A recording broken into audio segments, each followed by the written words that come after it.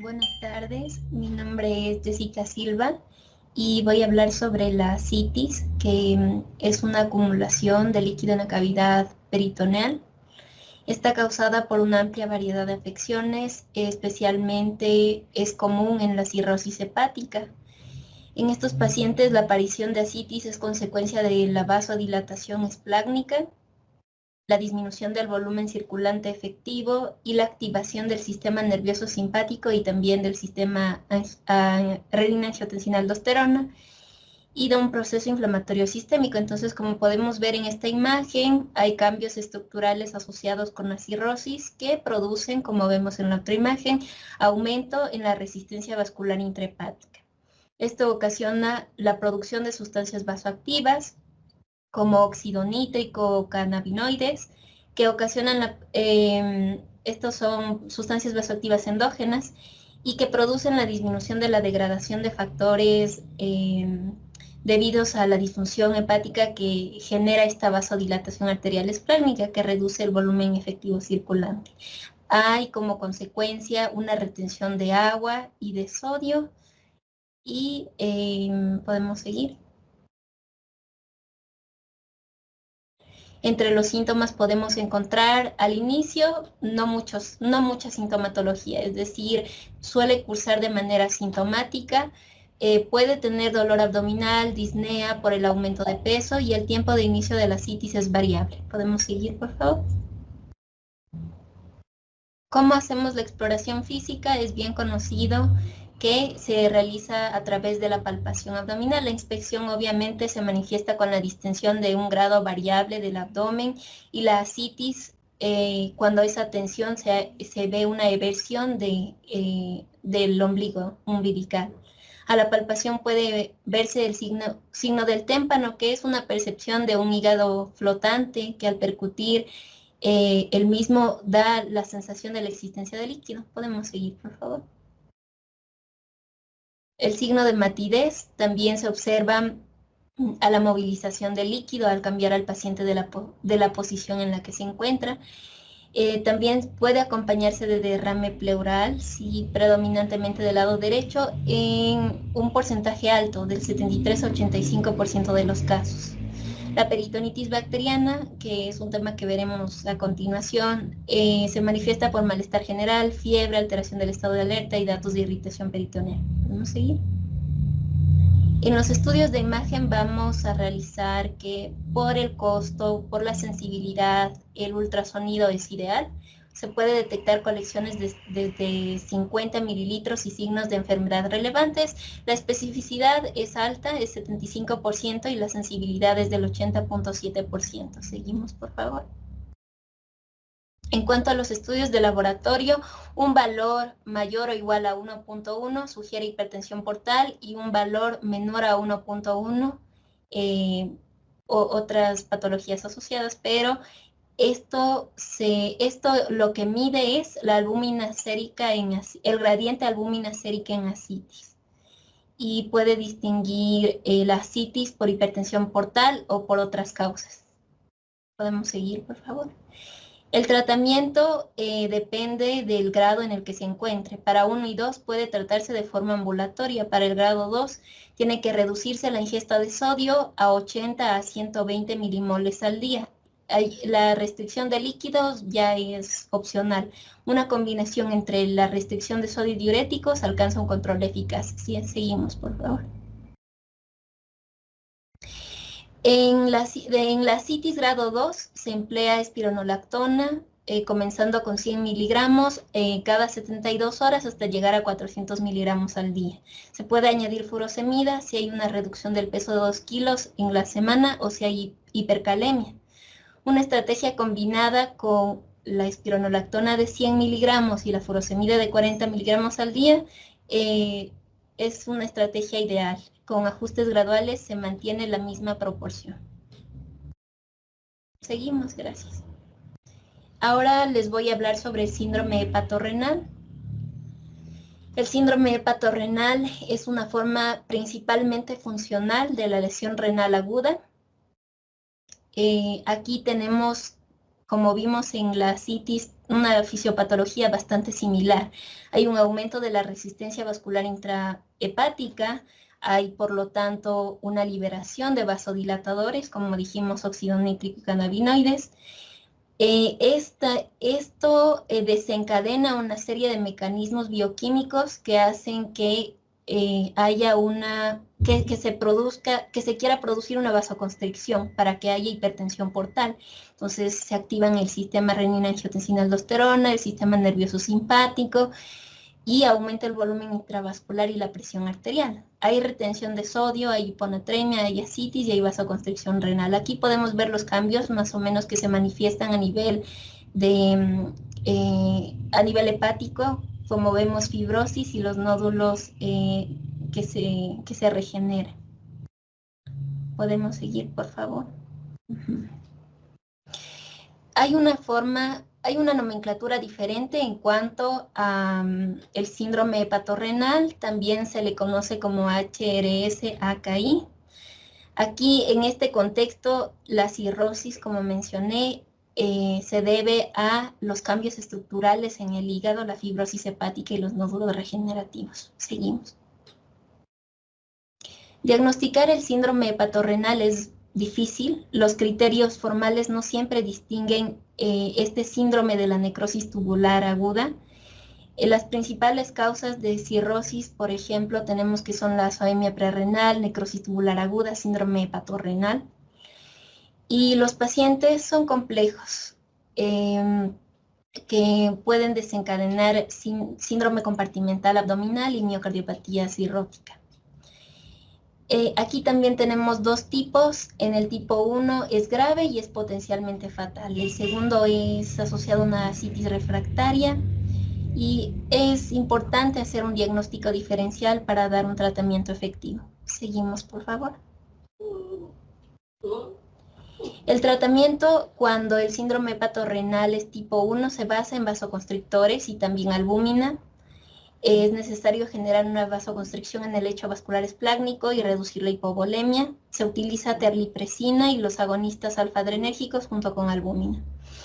Los vasoconstrictores mejoran la perfusión renal, ayudan al filtrado glomerular, pero también lo definitivo es el trasplante hepático. Es definitivo y es prioritario.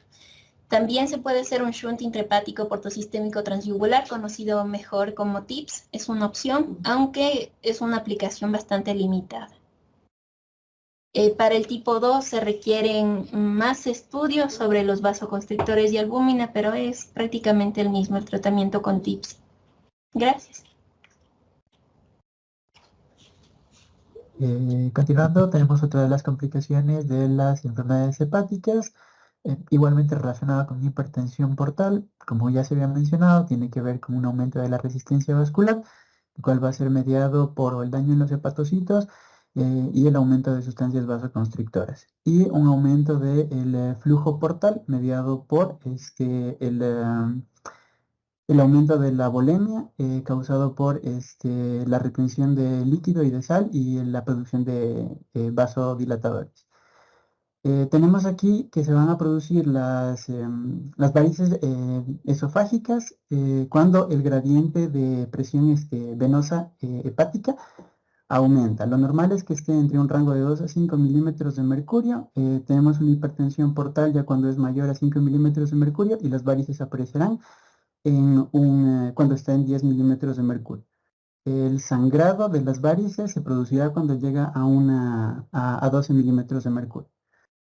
La siguiente. Tenemos aquí que realmente el tratamiento en las varices esofágicas va a ser farmacológico con la administración de medicamentos que van a reducir lo que es la hipertensión portal y el endoscópico para ocluir los vasos sanguíneos. El objetivo final va a ser interrumpir el proceso que va a conducir a la aparición de las complicaciones.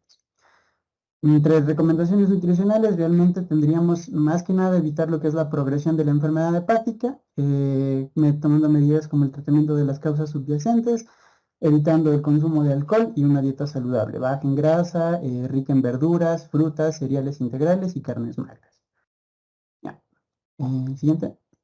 Por otro lado, tenemos la encefalopatía hepática. Esta es una de las complicaciones, es una complicación importante de las enfermedades hepáticas, la cual se va a producir por un aumento de... bueno, es causado por muchas causas, principalmente por la acumulación de amonio en la circulación sanguínea.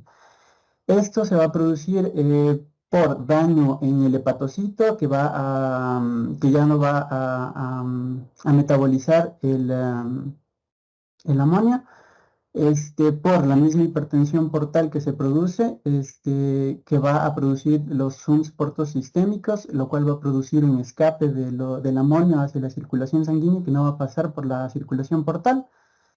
También puede ser por daños, en el intestino también, debido a la presencia de disbiosis, que sería una flora bacteriana alterada. Vamos a encontrar la producción de toxinas que van a viajar hacia el sistema nervioso, lo cual va a producir elevación de lo que son factores inflamatorios, que se van a sumar a los factores inflamatorios que se producen por la acumulación del amonio, que pueden ser interleucina 6 y factor de necrosis tumoral, que va a producir edema cerebral y aumentará la permeabilidad de la membrana. Ya, siguiente. Tenemos diferentes tipos de encefalopatía hepática, la cual va a estar producida por, esta clasificación está hecha por el tipo de causa de la encefalopatía hepática. El tipo A es causado por una falla hepática aguda, la cual está relacionada con la necrosis masiva de los hepatocitos. El tipo B por los shunts portosistémicos y que tiene que ver con estos shunts portosistémicos van a tener un efecto de válvula que va a intentar ayudar a mediar a disminuir la presión, la hipertensión portal, pero también van a funcionar como un bypass hacia la circulación sistémica. Y el tipo C, que es por una falla hepática crónica agudizada, en el cual van a estar mediados por la inflamación y estrés oxidativo, la disbiosis del intestino y una hiperamonemia. Entre las recomendaciones nutricionales que tenemos para la encefalopatía hepática, tenemos que el requerimiento nutricional va a ser dependiendo del peso del paciente, ¿no? En un peso ideal tiene que ser de 35 a 40 kilocalorías al día. Cuando tenemos el caso de pacientes con cirrosis, se tiene que hacer un ajuste al peso. En los que tienen un IMC menor a 30 es de 35 a 40, entre 30 y 40 es de 25 a 35 kilocalorías y mayor a 40, 20 a 25. Hay que tener en cuenta aquí que en algunos pacientes pueden existir alteraciones del peso, como van a ser en los pacientes con ascitis, en los que hay que realizar ajustes al peso seco del paciente. En los requerimientos de proteínas tenemos que se tienen que evitar las dietas hipoproteicas y las restricciones de proteínas solo deben estar limitadas a la fase aguda de la enfermedad. Por lo general, en un paciente con un peso ideal se tiene que mantener una dosis de 1.2 a 1.5 gramos kilogramo día. En los niños con cirrosis es de 4 gramos kilogramo día y en los pacientes cirróticos se tiene que mantener un poco más alta de 1.2 a 2 gramos kilogramo día. También debido a que en la encefalopatía hepática hay un desbalance entre lo que son los aminoácidos, se puede considerar realizar una suplementación con aminoácidos ramificados de 0.25 gramos kilogramo día. Es importante también que se evite la deshidratación en estos pacientes, en especial porque van a estar con tratamiento con lactulosa que puede provocar diarreas, entonces puede provocar deshidratación. Y es necesario suplementar ciertos déficits cuando existen. En este caso se debe sospechar de déficits de vitamina B, de B12, B6 y de vitamina D. La siguiente. Ya, otros suplementos nutricionales que se pueden utilizar en la encefalopatía hepática son la N-carnitina, porque puede reducir el nivel de amonio, el zinc, que va a intervenir como cofactor para la eliminación del amonio. No se recomienda su uso de forma rutinaria, pero en el caso de que exista un déficit, sí. En lo que tiene que ver con la flora intestinal, se ha visto que los probióticos van a ayudar a la recuperación y van a reducir las manifestaciones en los casos leves. Y el trasplante fecal también podría reducir lo que es la recurrencia, pero son necesarios más estudios a favor de esta. Siguiente.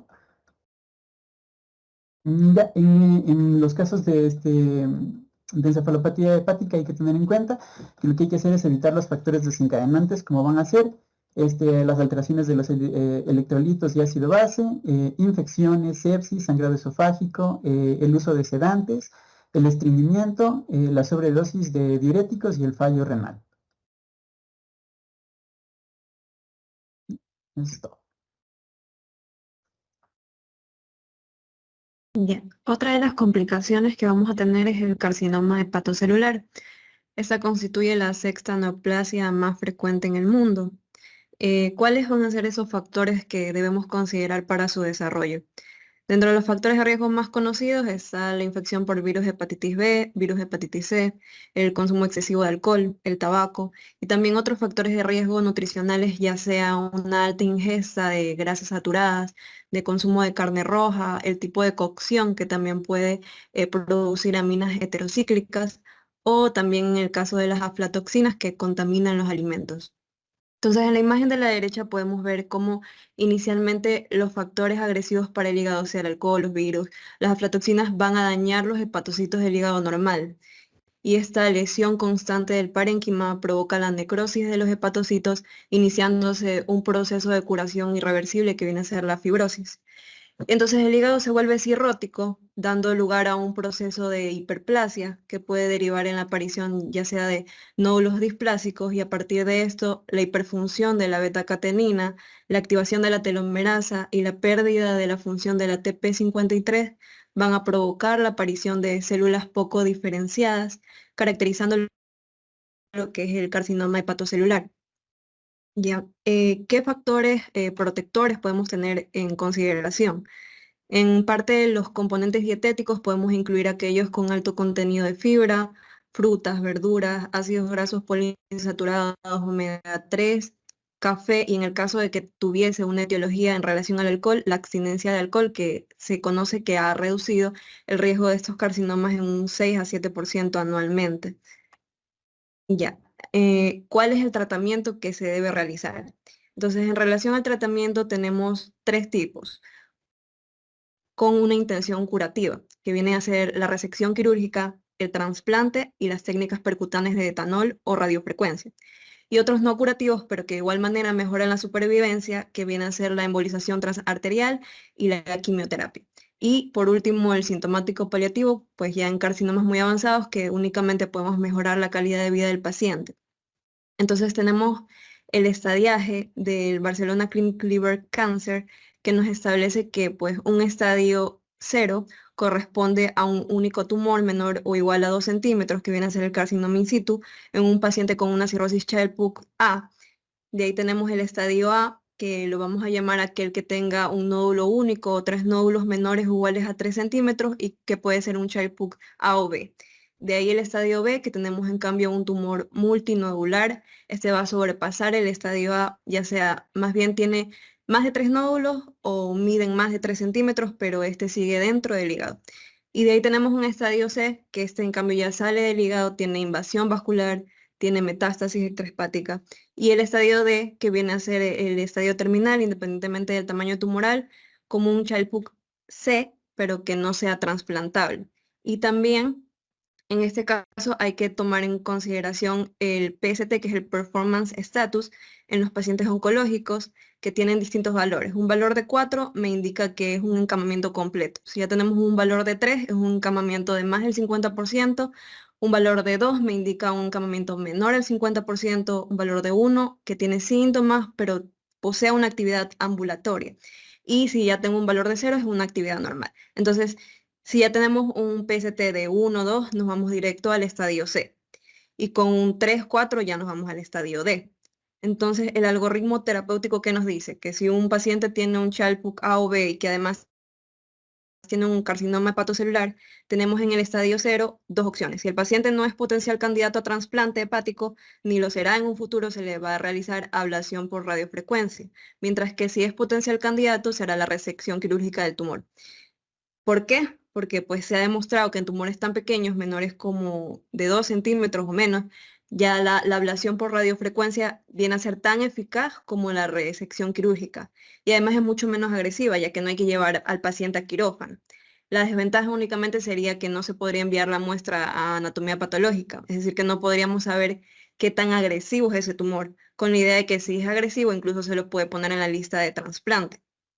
En relación al estadio A, en cambio, si tenemos un nódulo único, el tratamiento de elección será la resección quirúrgica. Pero si este tiene la presión portal elevada o tiene la bilirrubina elevada, tiene una mala reserva hepática, no podemos quitarle una parte del hígado, entonces habrá que llevarlo a trasplante. ¿Y cómo sabes si la presión portal está elevada? Pues a través de los valores, que son mayores de 10 milímetros de mercurio, o además con los síntomas, ya sea ascitis, sangrado por varices esofágicas, que tenga bilirrubina elevada, que tenga ictericia, y todo esto nos va a decir que pues tiene una mala reserva hepática y habrá que llevarlo directamente a trasplante. Ahora, si tenemos 3 nódulos menores a 3 centímetros, directamente vamos a trasplante.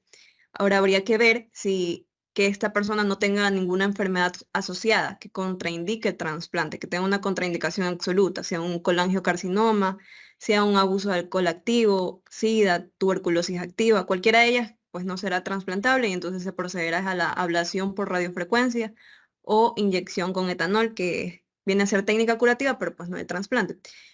Y hasta ahí vienen a ser las técnicas con una intención curativa. Ya en el estadio B, que el tumor está dentro del hígado, pero sobrepasa lo que se mencionaba en el estadio A, ya se realiza embolización transarterial, que aunque no tiene la intención curativa, pues mejora el pronóstico.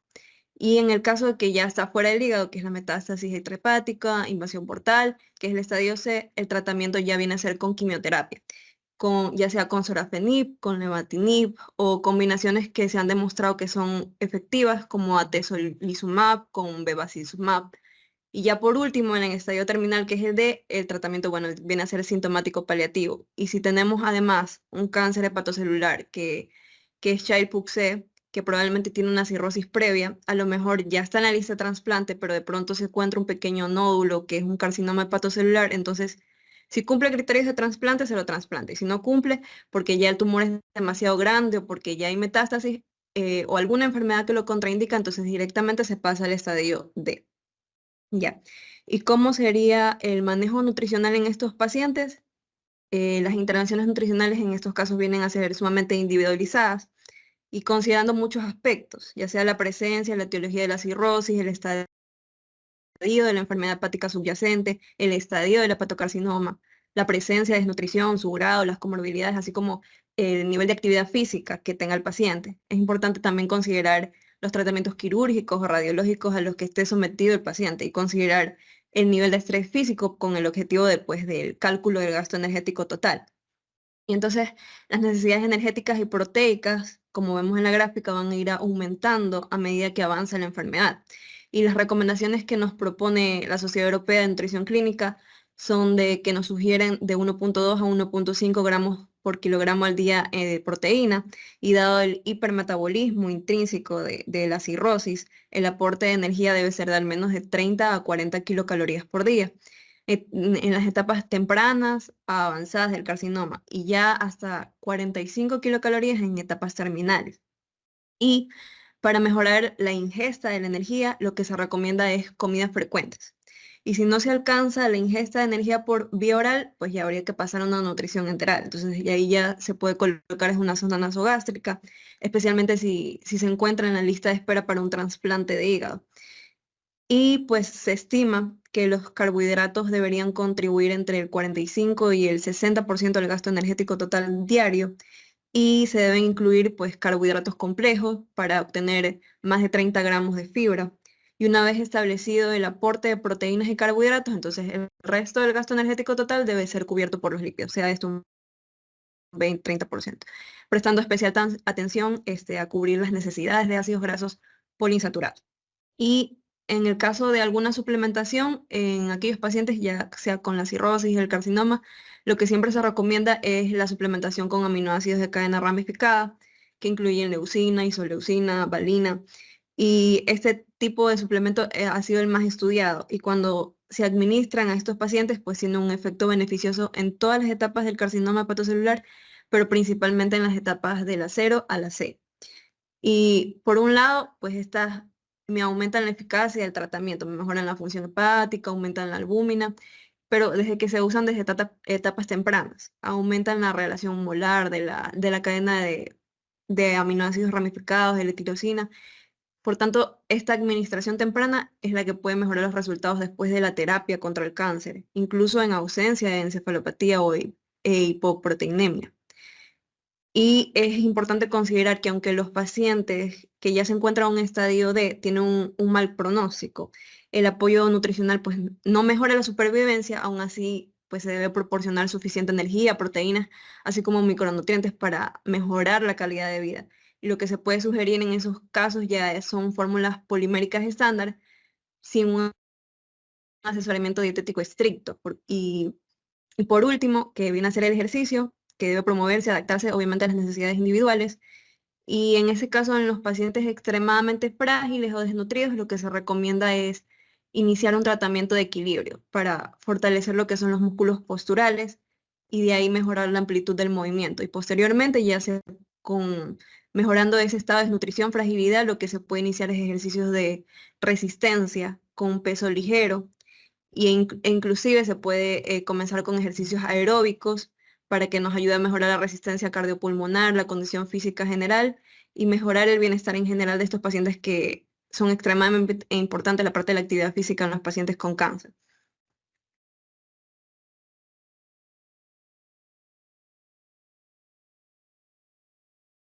Buenas tardes, compañeros. Continuando con las complicaciones, vamos a hablar un poquito de lo que es la peritonitis bacteriana espontánea.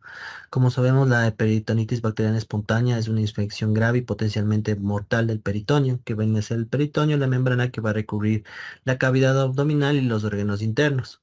Hablando un poquito de la fisiopatología por la cual se presentan las peritonitis bacterianas, vamos a presentar que lo que se caracteriza es una disfunción de la barrera intestinal. En lo que la cirrosis hepática y otras enfermedades hepáticas avanzadas hay una disfunción de esta barrera intestinal. Esto va a provocar un aumento en la permeabilidad intestinal y la translocación de estas bacterias, lo que significa que de las bacterias sus productos tóxicos pueden cruzar la pared intestinal y entrar a la circulación sanguínea. Otra de las causas que podemos presentarnos van a ser lo que es la hipertensión portal y la formación de la citis. Cuando un paciente presenta un tipo de complicación, como hablemos la de la cirrosis hepática, la hipertensión portal va a va a presentar un aumento de la presión de las venas del sistema portal que van a drenar el sangre desde los órganos abdominales al hígado. La hipertensión portal puede resultar entonces en la formación de ascitis debido a la filtración de líquido desde los vasos sanguíneos hacia la cavidad abdominal. Otra que tenemos en la fisiopatología podemos hablar es de la deficiencia de inmunidad celular y humoral. Cuando hablamos igual de las complicaciones con la cirrosis hepática, se va a asociar a una disfunción del sistema inmunológico, lo que va a incluir en una reducción de la función de los neutrófilos, macrófagos y células T. Esto hace que los pacientes con cirrosis sean más susceptibles a las infecciones, incluido lo que son la peritonitis bacteriana espontánea. Una vez que hemos hablado también de esto, podemos hablar de la presencia de bacterias en la citis. En los pacientes que presentan cirrosis hepática y ascitis, es común que las bacterias colonicen este líquido acítico. Esto puede ocurrir debido a la translocación bacteriana que dijimos anteriormente del intestino mediante la circulación sanguínea. La presencia de bacterias en el líquido acítico es un factor de riesgo importante del desarrollo de una peritonitis bacteriana espontánea. Entre otras causas tenemos también la inflamación peritoneal y la respuesta del huésped. Una vez que las bacterias infectan el líquido acítico y el peritoneo, se descadena una respuesta inflamatoria local. Esto puede conducir a síntomas como el dolor abdominal, sensibilidad, fiebre y otros signos de inflamación. Entre los signos principales que tenemos de la peritonitis de la peritonitis espontánea van a variar, pero entre los principales tenemos lo que es un dolor abdominal intenso, sensibilidad, fiebre, náuseas, vómito y distensión abdominal. Es importante buscar una atención médica cuando podemos presentar estos signos. Una vez que nosotros diagnostiquemos una peritonitis bacteriana espontánea, ya podemos ver que esta puede avanzar a complicaciones graves como son el shock séptico o el fallo multiorgánico. Continúa, por favor. Entonces, el diagnóstico generalmente de esta va a ser mediante el análisis de líquido acítico. Este se va a obtener mediante lo que es la paracentesis. El tratamiento va a consistir en el uso de antibióticos de amplio espectro. Aquí podemos hablar lo que son los carbapenémicos y entre otros. La prevención implica un manejo adecuado de las condiciones médicas subyacentes que aumenten el riesgo de acumulación de líquido acítico, así como la vigilancia regular y el tratamiento de la citis en pacientes con cirrosis hepática u otras afecciones predisponentes. Continúa, por favor. Entonces, cuando nosotros hablamos de tratamiento nutricional en la peritonitis, podemos hablar del drenaje, en otras causas más podemos hablar lo que se debería ser una laparotomía. Pero hablando solo del tratamiento nutricional, que es lo que nos corresponde, vamos a hablar primero de proteínas de alta calidad. Cuando nosotros hablamos de proteínas de alta calidad, son las fundamentales para la reparación y regeneración del tejido dañado y para mantener una función adecuada hepática. Se suele recomendar una ingesta diaria aproximadamente de 0,8 a 1,2 gramos por kilogramo de peso corporal por día. Por ejemplo, una persona que pesa más o menos 70 kilos va a equivaldría a una ingesta diaria de proteínas de unos 56 a unos 84 gramos. También vamos a hablar de suplementos como son los carbohidratos. Los carbohidratos proporcionan la energía y pueden ser una fuente importante de calorías en la dieta. Se va a recomendar el consumo de carbohidratos complejos como granos enteros, frutas, verduras y legumbres. La cantidad de carbohidratos recomendada varía según las necesidades energéticas de cada individuo, pero generalmente constituye la mayor parte de calorías totales en la dieta. Tenemos que ver las grasas. Grasas saludables son importantes en una adecuada absorción de vitaminas liposolubles y para proporcionar una energía. Se debe elegir fuentes de grasas saludables como aceites vegetales, aguacates, entre otros. La cantidad de grasa recomendada para variar, pero generalmente se recomienda constituye entre el 20 y 35% de calorías totales de una dieta. Aparte de eso, vamos a hablar de la fibra. La fibra dietética, vamos a hablar que puede ser de 25 a 30 gramos. Y las vitaminas son importantes para asegurar una ingesta adecuada para el apoyo del sistema inmunológico y promover así la curación. Tenemos la restricción de sodio, como ya ustedes ya mismo han mencionado, hay que tener restricción de sodio para disminuir la acumulación de líquido acítico y una hidratación adecuada, por lo cual el control de ingesta discreta es importante en estos pacientes. Continúa, por favor. En otras consideraciones adicionales, como tenemos pacientes, evitar el alcohol, en pacientes con cirrosis hepática al menos es crucial evitar el consumo de alcohol, ya que puede agravar y empeorar el cuadro. Una supervisión médica continua para ver el avance y progresión de esta enfermedad, control de glucosa diaria y un enfoque individualizado, es decir, que cada paciente va a tener una diferente forma en tanto en la nutrición, seguimiento, uso de antibióticos y el tratamiento en sí. En importancia del monitoreo de líquidos, en una hidratación, mantener una adecuada hidratación es fundamental para prevenir la deshidratación y mantener la función renal en pacientes con peritonitis bacteriana espontánea. En control de líquidos, en pacientes con ascitis es importante controlar la ingesta de líquidos para evitar la acumulación excesiva de líquido en la cavidad abdominal. Un monitoreo continuo y constante de la ingesta y el balance de los líquidos es crucial para evitar el manejo efectivo y la prevención de complicaciones. Continúa, por favor. Una vez que vamos a ver el papel de la nutrición en la recuperación, vamos a conseguir estos puntos. Es el apoyo de la función hepática, la reparación de los tejidos y fortalecer el sistema inmune. Como lo dijimos anteriormente, esto se va a hacer mediante lo que es la dieta, la ingesta de líquidos, las vitaminas y lo demás que ya lo mencionamos anteriormente. Continúa, por favor. Como conclusiones podemos ver los objetivos. Nosotros el objetivo es mantener una función hepática, con lo cual vamos a tener una ingesta, para mantener una función hepática óptima, necesitamos una ingesta adecuada de proteínas de alta calidad, lo que va a hacer que mejore la capacidad del cuerpo para combatir las infecciones. En otro objetivo, facilitar la reparación de los tejidos. ¿Cómo haremos esto? Con la suplementación de nutrientes esenciales. Esto va a hacer que se produzca una aceleración de la curación y la recuperación. Por último, el objetivo va a ser fortalecer el sistema inmunitario. Esto va a ser con el control de ingesta y de líquidos de sodio y prevención de complicaciones. Lo que vamos a conseguir es una prevención de complicaciones y recaídas. Con eso terminaría mi exposición.